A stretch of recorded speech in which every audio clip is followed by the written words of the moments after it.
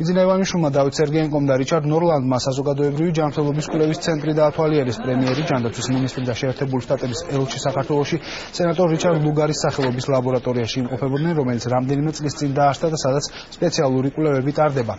ჩვენი ჟურნალისტი ანი წერეთელი იმყოფებოდა ღონისძიებაზე და ის პირდაპირ ეთერში გვერდება. ანი, რა კომენტარები გაკეთდა ლაბორატორიის დათვალიერების შემდეგ? ლაბორატორიის დათვალიერების შემდეგ ჟურნალისტებთან კომენტარი გააკეთა საქართველოში ამერიკის შეერთებული შტატების ელჩმა, ასევე უშუალოდ ლაბორატორიების ხელმძღვანელმა და ჯანდაცვის მინისტრმა. შეხვედრის დასრულების შემდეგ მათ განაცხადეს, რომ ეს არის რეგიონისთვის უმნიშვნელოვანესი პროექტი, რომლის მეშვეობითაც შესაძლებელი იქნება სხვადასხვა საერთაშორისო დონის კვლევების ჩატარება. როგორც ცნობილი არის, აღნიშნული პროექტის ერთობლივი ქართულ-ამერიკული პროექტის განხორციელებაზე გადაწყვეტილება იქნა მიღებული 1997 წელს, ხოლო ოფიციალურად როგორც ქართული პროექტი ის დარეგისტრირდა 2011 წელს. როგორც კომენტარებში ჩვენთან საუბარში მათ გააკეთეს განცხადებები, ისინი ამბობენ, რომ ეს არის საკმაოდ მნიშვნელოვანი პროექტი, სადაც 150 მილიონიანი ამერიკული ინვესტიცია განხორციელდა. ეს არის თანამედროვე სტანდარტების ლაბორატორია, რომელიც აღჭურვილია უახლეს ტექნოლოგიითა და ტექნიკით. გადაჭარბების გარეშე შეიძლება ითქვას, რომ ეს დაწესებულება განსაკუთრებულ მნიშვნელობას ატარებს, რადგან მსგავსი ლაბორატორია რეგიონის სხვა ქვეყნებში არ არსებობს. ამიტომ ის მნიშვნელოვანია უცხოელი სპეციალისტებისთვის, რომლებსაც შეუძლიათ ჩამოვიდნენ და ქართულ კოლეგებთან ერთად სხვადასხვა კვლევები აწარმოონ. ჩვენ გვინდა მადლობა გადავუხადოთ ქართულ მხარეს, რომ მოგვცა პროექტში მონაწილეობის შესაძლებლობა. კიდევ ერთხელ აღვნიშნავ, რომ ეს პროექტი მხოლოდ მშვიდობიან სამეცნიერო კვლევებს ემსახურება.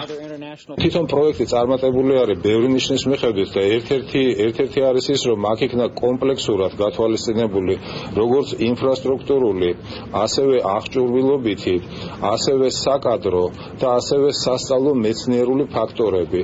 თქვენ ხედავთ, რამდენად გამართულია და რამდენად ეფექტური არის თვითონ დაწესებულება და დამერწმუნეთ, რომ იგივე ან უფრო მეტი ხარისხის არის ის ადამიანური რესურსები, ის ადამიანები და იმ აქტივობების ხარისხი, რომელიც მიმდინარეობს და რომელიც მნიშვნელოვნად გაიზრდება უახლოეს დღეებში.